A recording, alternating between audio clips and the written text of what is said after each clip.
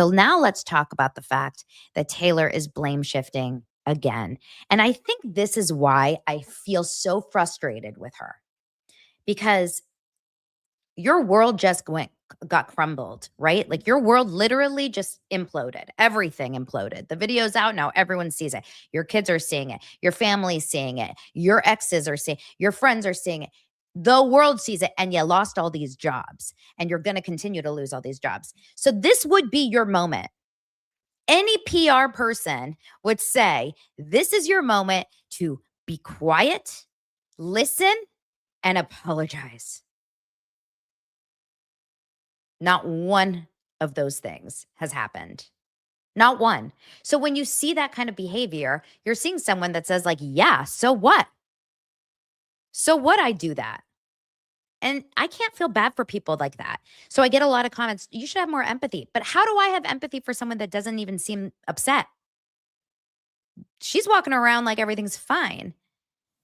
So okay, finally, the last piece of this part with her kids, I just can't believe this. There's this article that pops up, or I don't know if it was an Instagram post or something, where it says basically that Taylor Frankie Paul commented on this one post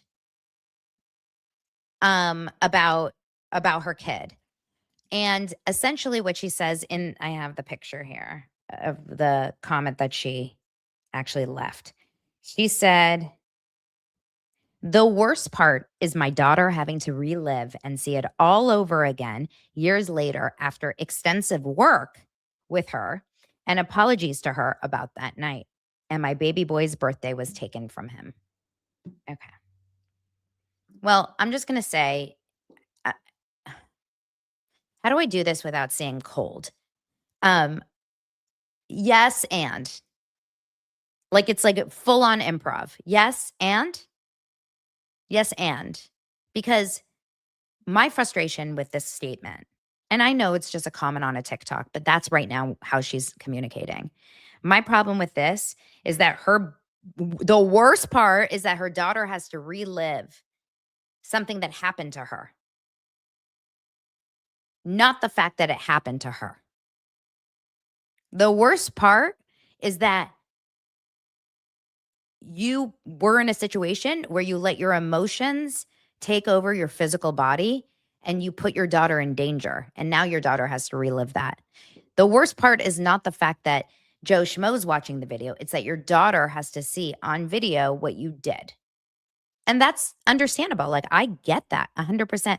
I absolutely get that. I feel very confident that Taylor is struggling with that and her daughter will struggle with that. And it's really sad.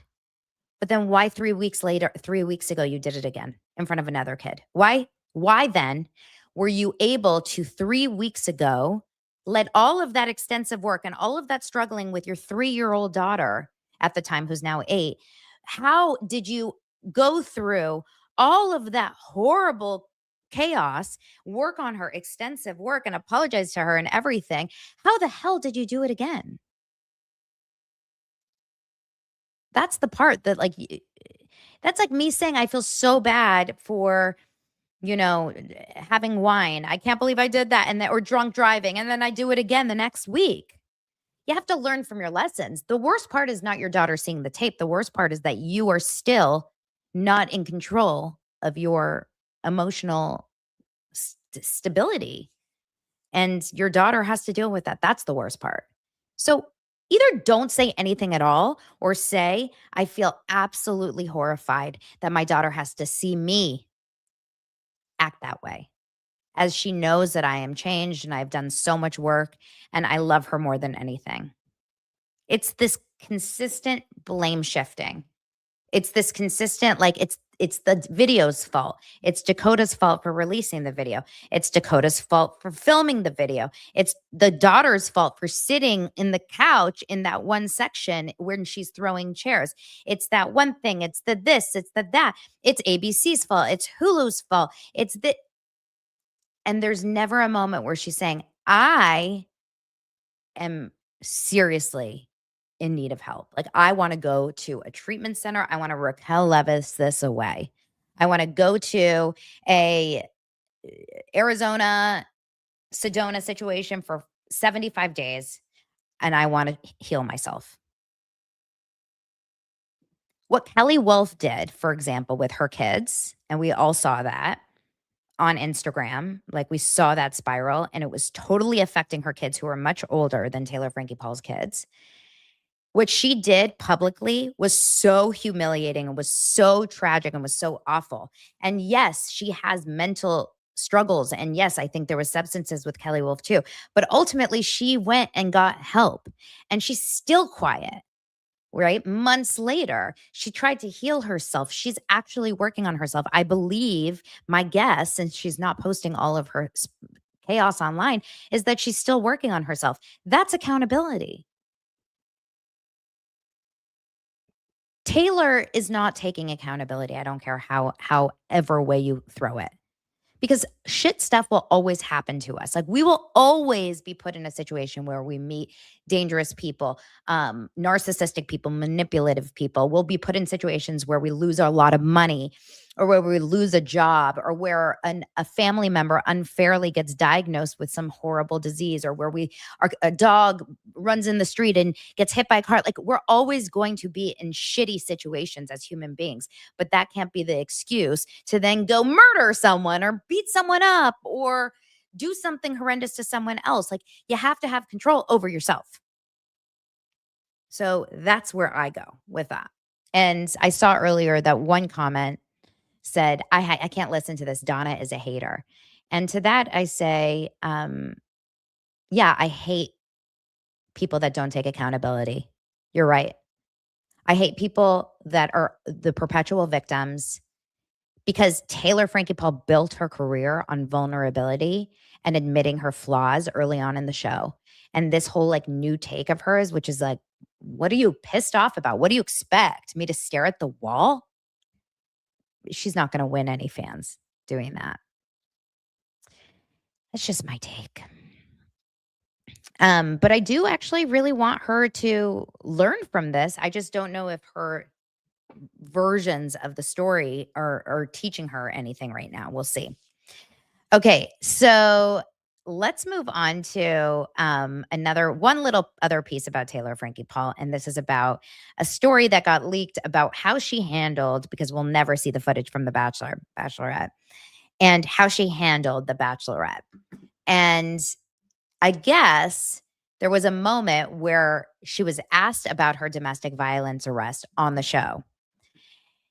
The contestant was Casey Hucks, and he inquired on an individual date. This is according to TMZ. Well, he spoke to TMZ.